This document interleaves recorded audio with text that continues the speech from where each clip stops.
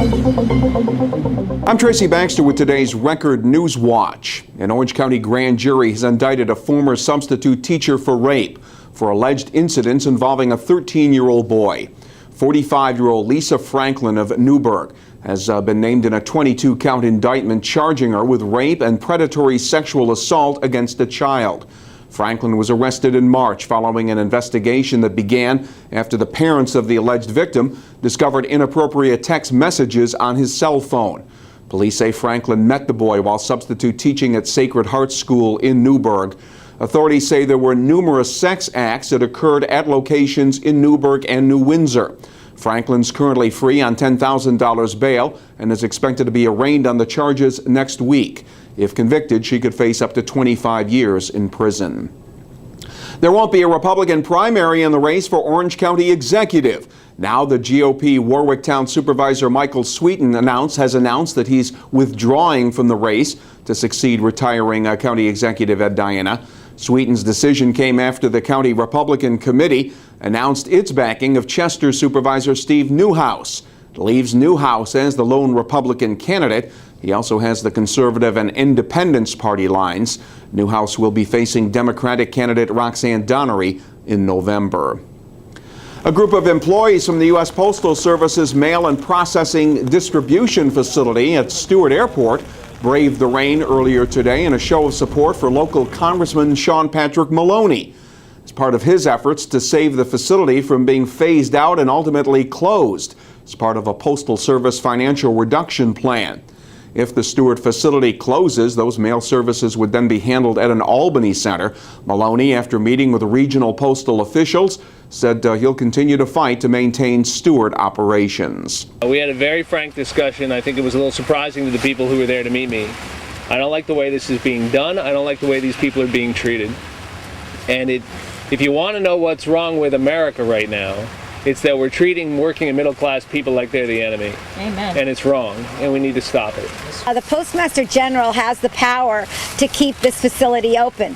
Instead, what he did to put pressure on Congress, he moved up 55 offices around the country. We're one of them, and we're the 55 that are going to affect the service standards. He does not have the right to change the service standards yet. He was supposed to wait until February of 2014, and that's where we were on a list for 2014. So even today, we have letters we're going to be sending to the Postmaster General requesting that he come here, he come see this plant, because they're making decisions and they haven't a clue what we're doing here. The Mid-Hudson Processing Center has about 450 employees.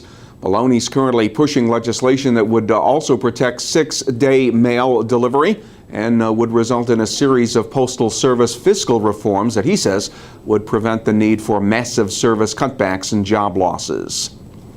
Flood warnings have gone up in parts of the Catskills and Hudson Valley as remnants of Tropical Storm Andrea are expected to dump anywhere from 2 to 4 inches of rain through tonight, increasing the chance of some flooding in low-lying flood-prone areas and increasing the threat of hydroplaning on some of our roads. The good news is the weather should improve this weekend once all this rain pushes through. Details coming up into the local forecast. Elsewhere, the state bridge authorities ordered the suspension of lead removal and repainting work on the Newburgh Beacon Bridge following the second worker accident on the span in the past couple of weeks. A bridge authority spokesman said work done by the Long Island-based Kiska construction contracting crew won't be allowed to continue until the agency receives assurances that workers are safe. The decision comes after a worker suffered undisclosed injuries while in a containment system underneath the bridge. He had to be rescued through the use of a basket and crane. 2 weeks earlier, 2 workers were left dangling by their safety harnesses over the Hudson River after temporary supports beneath them gave way. OSHA, the Federal Occupational Safety and Health Administration, is in the midst of an investigation into that earlier incident. Kingston police say he fired off a gun and the bullet lodged in the second-story window of an elderly person's apartment at Roundout Gardens. The resident was home at the time. Hours after the January shooting incident, police arrested Lawrence Wright, and yesterday the man known on the street as October was convicted of felony weapons possession charges by an Ulster County Court jury. Prosecutors say they were aided by the discovery of Wright's DNA on the trigger of the gun. Wright has prior criminal convictions and will face up to 15 years in prison when he is sentenced August 7th. There's a new development in the case of Lance Muckenhaupt, the Long Island man responsible for setting the fire that destroyed the Tamarack Lodge and more than 40 other nearby structures in the town of Wawarsing back in April of 2012. Muckenhaupt had pleaded guilty to a misdemeanor illegal burn charge for setting brush and materials on fire during a statewide burning ban. The fire got out of control, blackening more than 50 acres and leaving 18 people homeless.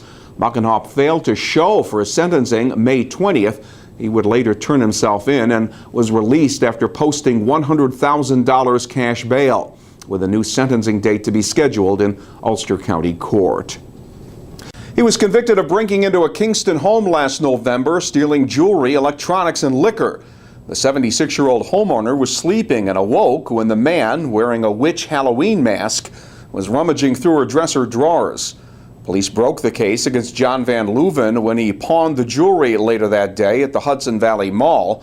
Police later found him hiding in Esopus Creek. Today, Van Leuven was sentenced to 7 years in prison for his conviction on a second-degree burglary charge.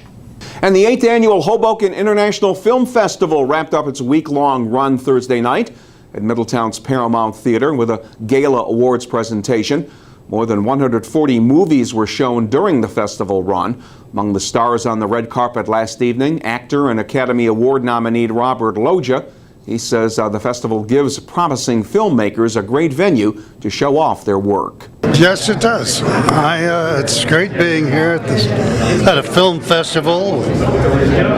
Great group of people, and I'm enjoying being here. The host for the evening, comedian Gilbert Gottfried, who warmed up his act on the red carpet. Now, are you a big film buff? I mean, how did you get this gig? I don't know. They asked me, and it's like the way I take all of my jobs. It's like some people say, answer the phone, say hello. Me, the phone rings, I go, I'll take it. Do you think we can see you back in Middletown, New York? Yes.